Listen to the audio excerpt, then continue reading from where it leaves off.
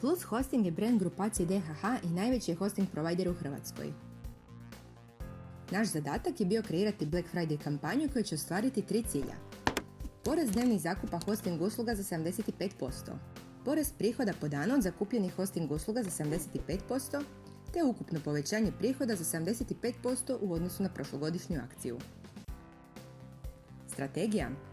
Smislili smo slogan koji će diferencirati Plus Hosting od ostalih pružatelja hosting usluga sa naglaskom na Black Friday popust. Odabrali smo sve digitalne kanale za koje smo smatrali da bi donijeli najbolje rezultate sa obzirom na trajanje i budžet, te smo kampanju produljili sa 3 na 7 dana.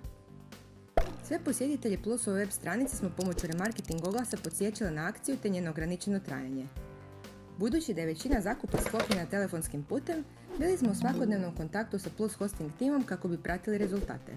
Do poruke smo došli timskim brainstorming sessionom razmišljajući o tome kako bi mogli iskoristiti posebnost imena brenda u samoj akciji. Poruku smo vizualno oblikovali koristeći logotip i ime sa namjerom da maksimalno povećamo prepoznatljivost brenda. Odlučili smo pratiti potencijalne zakupce kroz sve 3 faze odluke o kupnji. U prvoj fazi smo najavili akciju teaser kampanjom na Faceu i newsletterom poslanim postojećim korisnicima.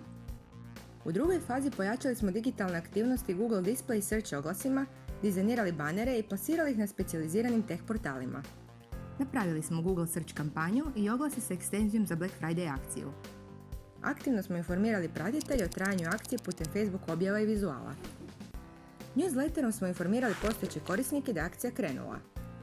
U trećoj fazi dodatno smo naglasili akciju sa remarketing kampanjom koja je uključivala animirane banere i YouTube video oglase.